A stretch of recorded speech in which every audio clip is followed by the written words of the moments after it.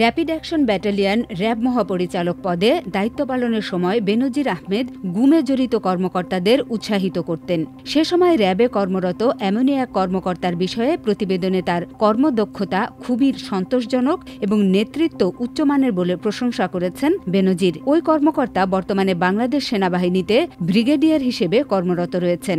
গুম কমিশনের দ্বিতীয় অন্তর্বর্তীকালীন প্রতিবেদনের ৬ষ্ঠ অধ্যায়ে এমন তথ্যই তুলে ধরা হয়। গত ২৩ জুন এ অধ্যায়টি গণমাধ্যমের জন্য উন্মুক্ত করা হয়। এর আগে গত ৪ জুন প্রতিবেদনটি প্রধান উপদেষ্টা ড. মোহাম্মদ ইউনূসের কাছে স্থানান্তর করে গুম কমিশন। প্রশ্রয়মূলক প্রাতিষ্ঠানিক স্বীকৃতি শিরোনামের এ অধ্যায়ে বলা হয়, গুমের ঘটনাগুলোর প্রকৃতি স্পষ্টভাবে ইঙ্গিত করে যে এগুলো একক ব্যক্তির বিচ্ছিন্ন কাজ ছিল না, বরং প্রতিটি ঘটনায় সংশ্লিষ্ট ইউনিটের একাধিক সদস্যের অংশগ্রহণ ছিল, যা গোয়েন্দা সংস্থাগুলোর অজান্তে হওয়া প্রায় অসম্ভব। এসব ইউনিটে গোয়েন্দা সংস্থার নিজস্ব সদস্যরা নিয়মিতভাবে নিযুক্ত থাকতেন, যাদের নির্দিষ্ট দায়িত্ব ছিল সহকর্মীদের কার্যকলাপ পর্যবেক্ষণ করে ঊর্ধ্বতনদের কাছে প্রতিবেদন দেওয়া। তা সত্ত্বেও যদিও সংশ্লিষ্ট সময়কালে অপরাধের মাত্রা ছিল ব্যাপক ও বহুল চর্চিত, পর্যালোচনা করা কোনো ফাইলেই গুম শব্দটি উল্লেখ পর্যন্ত করা হয়নি। মনে হয় যেন এই সেনা ও পুলিশ কর্মকর্তারা কখনো এমন কোনো অপরাধে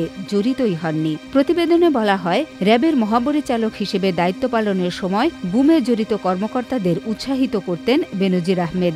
উদাহরণস্বরূপ, তৎকালীন র্যাবে দায়িত্বরত এক কর্মকর্তার বিষয়ে প্রতিবেদনে বিশেষভাবে প্রশংসা করে বেনজির লিখেন, তিনি স্ব-উদ্যোগে চট্টগ্রামের বিভিন্ন স্থানে অভিযান চালিয়ে ইসলামী জঙ্গিবাদ, সন্ত্রাসী, চোরাচালান এবং মাদকের সঙ্গে জড়িত সিন্ডিকেটের বিরুদ্ধে অনুসন্ধান পরিচালনা করেন। প্রতিবেদনে আরও জোর দিয়ে বলা হয়, ওই কর্মকর্তার বিরুদ্ধে কোনো নেতিবাচক তথ্য পাওয়া যায়নি।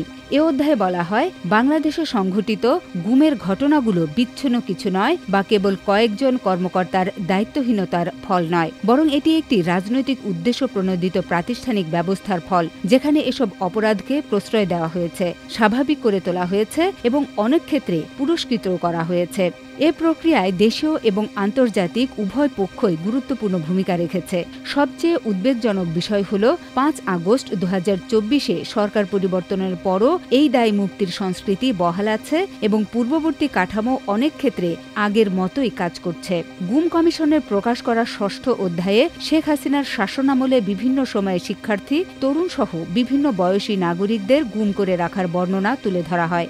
ভাগ্যক্রমে যারা প্রাণে বেঁচে ফিরেছেন তাদের সঙ্গে কথা বলে তাদের বক্তব্য তুলে ধরা হয়েছে।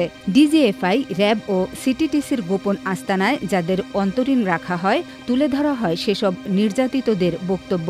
মানবতা বিরোধী এসব গোপন নির্যাতনের অন্ধকার কক্ষগুলোতে দায়িত্ব পালন করা বিভিন্ন পর্যায়ের কর্মকর্তা ও অধস্তনদের সঙ্গেও কথা বলেছে। যারা কমিশনের সঙ্গে কথা বলেছেন তাদের একটি অংশ ইচ্ছার বিরুদ্ধে দায়িত্ব পালন করেছেন বলে প্রতিবেদনে তুলে ধরা হয়েছে। মাল্টিমিডিয়া ডেস্ক, আমার দেশ।